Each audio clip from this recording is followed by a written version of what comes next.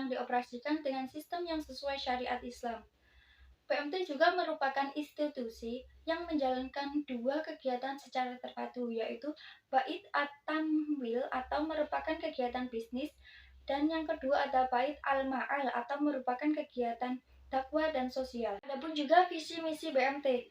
Pertama, visi BMT adalah mengarah pada proses untuk menjadikan BMT sebagai lembaga keuangan yang dapat meningkatkan kualitas ibadah anggota. Sedangkan misinya adalah untuk membangun dan memperkembangkan perekonomian dan mewujudkan masyarakat madani yang maju, adil, dan makmur berdasarkan syariat dan atas ridha Allah Subhanahu wa Ta'ala. BMT didirikan berdasarkan asas masyarakat yang salam. Hal ini BMT menggunakan 3 asas, yaitu keselamatan, kedamaian, dan juga kesejahteraan. Pada asas pertama, yaitu keselamatan, BMT berorientasi selamat dunia dan juga di akhirat. Maka oleh karena itu, BMT menggunakan prinsip sesuai dengan syariat Islam dengan menghindari riba dalam kegiatan usahanya. Yang kedua adalah asas kedamaian. Dalam asas ini, BMT berarti bisa diterima oleh seluruh lapisan masyarakat di kawasan BMT tersebut didirikan. Dan yang ketiga, BMT menggunakan asas kesejahteraan. Asas kesejahteraan di sini bermakna bahwasanya BMT berorientasi untuk mensejahterakan seluruh masyarakat di kawasan BMT tersebut didirikan dan juga utamanya mendukung usaha mikro. Selanjutnya saya akan menjelaskan tentang prinsip dasar Baitul Mal wa Tamwil atau BMT. Yang pertama yaitu ahsan atau hasil kerja terbaik. Yang kedua yaitu barokah. Yang dimaksud di sini yaitu bersifat transparan, keterbukaan, serta bertanggung jawab lebih kepada masyarakat. Yang ketiga yaitu spiritual communication. Yang keempat demokratis. Yang kelima keadilan sosial serta kesetaraan gender. Yang keenam ramah lingkungan. Yang ketujuh yaitu peka dan bijak terhadap kebudayaan lokal. Serta yang kedelapan adalah keberlanjutan atau mampu meningkatkan kemampuan diri serta lembaga masyarakat lokal. Untuk permodalan dari BMT sendiri, di kawasan perkotaan membutuhkan modal awal sebanyak 20 sampai dengan 30 juta, sedangkan pendirian BMT di kawasan pedesaan ini membutuhkan modal awal sebanyak 10 sampai dengan 20 juta. Yang modal awal ini nanti akan dikumpulkan dari para pendiri dan juga Kopusma atau kelompok usaha muamalah melalui bentuk simpanan pokok dan juga bentuk simpanan pokok khusus. Dan juga untuk anggota pendiri dari BMT minimalnya adalah 20 orang dengan landasan persebaran keanggotaannya secara kuat sehingga BMT tidak akan dikuasai oleh perseorangan dalam jangka waktu yang panjang. Setelah kita mengetahui permodalan dari BMT, sekarang kita akan belajar tentang prosedur pendirian dari BMT.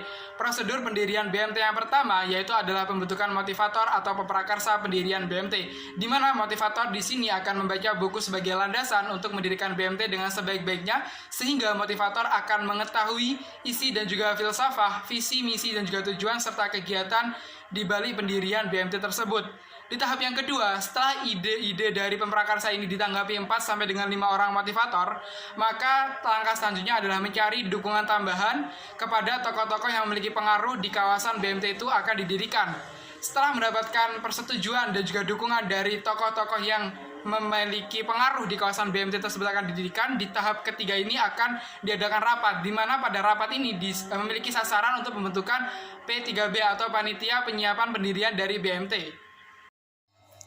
Adapun tugas dari P3P atau Panitia Penyiapan Pendirian BMT yaitu yang pertama melakukan perluasan dukungan dari berbagai pihak untuk mendirikan BMT di kawasan tempat berdirinya BMT tersebut. Yang kedua melakukan pengumpulan dana dan juga menggalang dana sebagai modal awal dari pendirian BMT dari para pendiri dan juga pemprakarsa serta motivator pendirian dari BMT. Yang ketiga melakukan pembukaan rekening di Bank Syariah sebagai penempatan modal awal pendirian BMT, yang mana modal awal tadi sudah dikumpulkan dari para pendiri dan juga pemprakarsa pendirian dari BMT.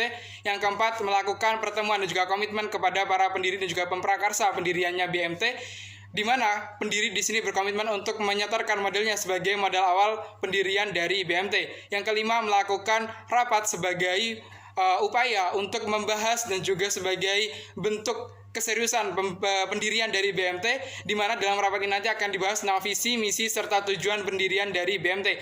Yang keenam, melakukan rapat pembentukan pengurus dan juga pengelola dari BMT. Di tahap keempat akan dilakukan pemilihan pengurus, di mana pengurus BMT ini terdiri dari ketua dan wakil ketua, sekretaris dan juga wakil sekretaris, serta bendahara. Di tahap kelima akan dilakukan pemilihan pengelola dan juga anggota, di mana pengelola dan juga anggota minimal berpendidikan strata 1 ataupun diploma 3. Di tahap keenam akan dilakukan pelatihan dan juga dimagangkan pengelola di kantor Pinbuk, di mana di kantor Pinbuk pengelola dan juga anggota akan dilatih agar menjadi tenaga yang profesional. Di tahap ketujuh, pengelola bersama dengan pengurus menyiapkan sarana dan juga prasarana untuk kegiatan usaha dari BMT. Di tahap ke-8, BMT siap untuk beroperasi.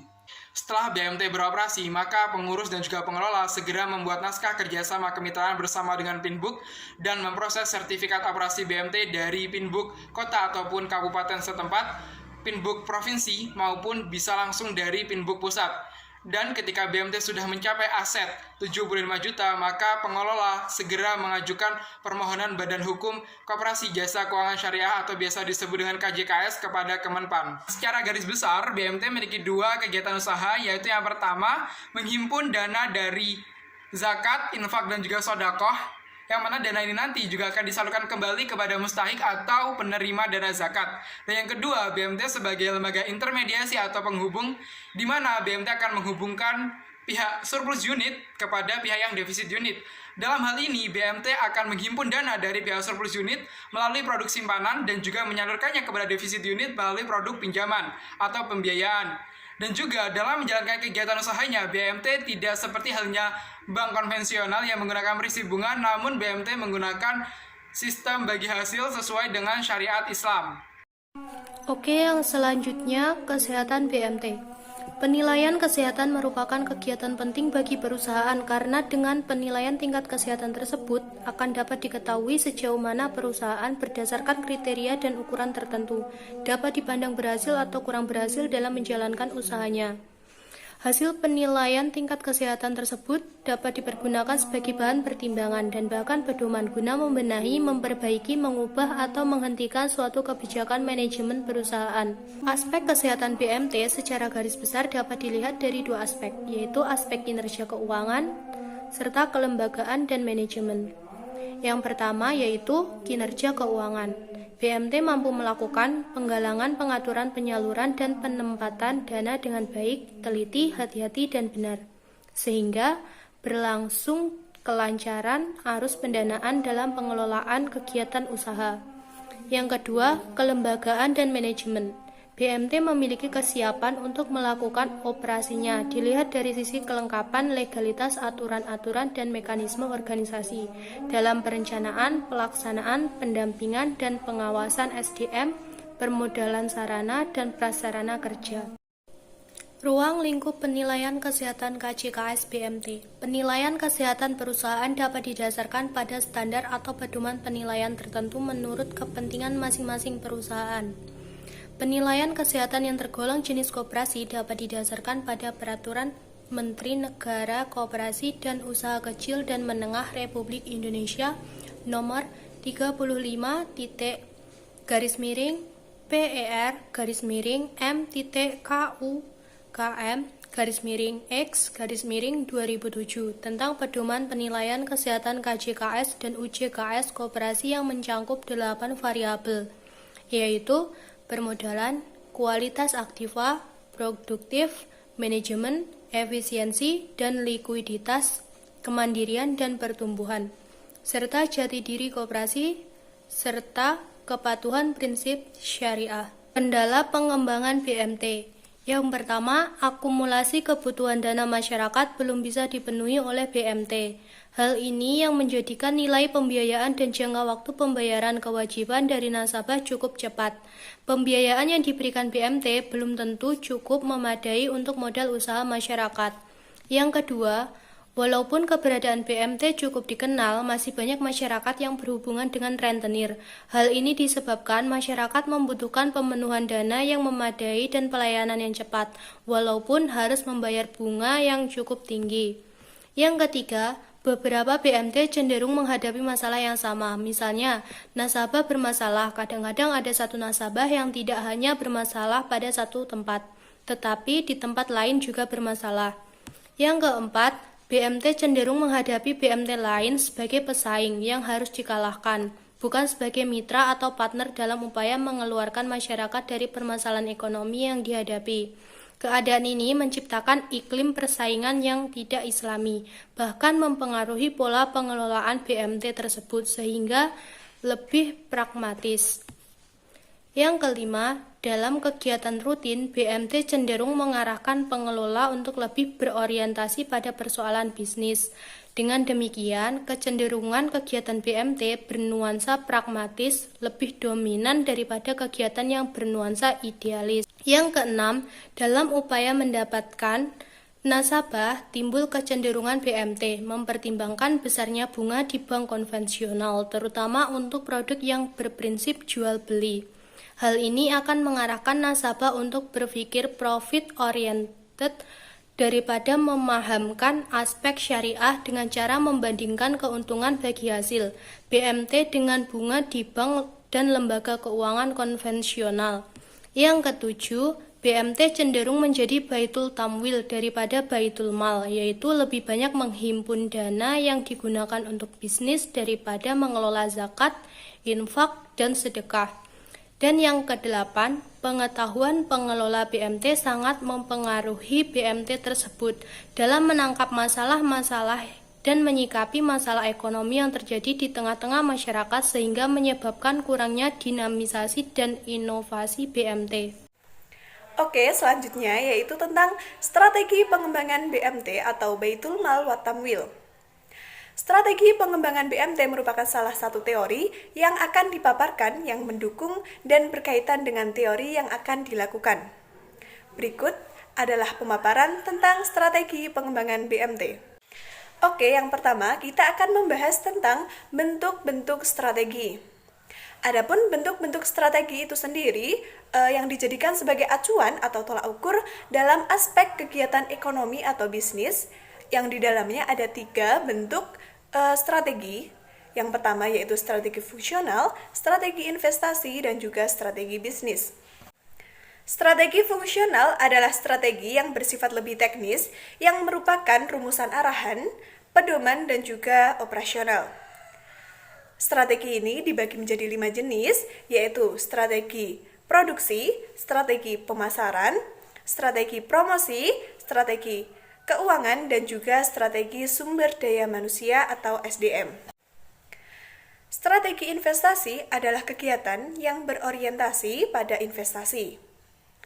Strategi ini dapat diterapkan pada perusahaan yang berorientasi pada investasi yang bertujuan untuk meningkatkan pertumbuhan perusahaan. Strategi bisnis adalah suatu cara atau metode yang digunakan oleh suatu perusahaan di tengah persaingan yang ada. Strategi ini juga merupakan kebijakan-kebijakan dan garis-garis pedoman yang menentukan cara agar suatu perusahaan mampu bersaing di sebuah industri yang ada. Selanjutnya yaitu tentang jenis-jenis strategi. Jenis-jenis strategi dibagi menjadi 5. Yang pertama yaitu tentang strategi penetrasi pasar. Strategi penetrasi pasar merupakan usaha perusahaan atau bank dalam meningkatkan jumlah nasabah baik secara kuantitas maupun secara kualitas di pasar dengan cara promosi dan juga distribusi aktif. Yang kedua yaitu strategi pengembangan produk. Strategi pengembangan produk perbankan merupakan suatu usaha perusahaan dalam meningkatkan jumlah nasabah dengan cara mengembangkan atau memperkenalkan produk-produk baru. Yang ketiga yaitu strategi pengembangan pasar. Strategi pengembangan pasar merupakan salah satu usaha membawa produk ke dalam pasar baru dengan mendirikan atau membuka cabang-cabang usaha yang cukup strategis dan juga menjalin hubungan dengan pihak lain guna untuk menyerap nasabah baru. Yang keempat yaitu strategi integrasi. Strategi integrasi merupakan strategi pilihan akhir yang biasanya ditempuh oleh bank yang mengalami kesulitan likuiditas sangat parah. Yang kelima yaitu tentang strategi diversifikasi. Strategi ini dibagi menjadi dua, yaitu strategi diversifikasi konsentrasi dan juga konglomerat. Strategi diversifikasi konsentrasi yaitu sebuah bank lebih memfokuskan dirinya untuk menawarkan sebuah produk. Sedangkan diversifikasi konglomerat yaitu sebuah bank itu lebih memfokuskan dirinya untuk memberikan layanan produk kepada konglomerat.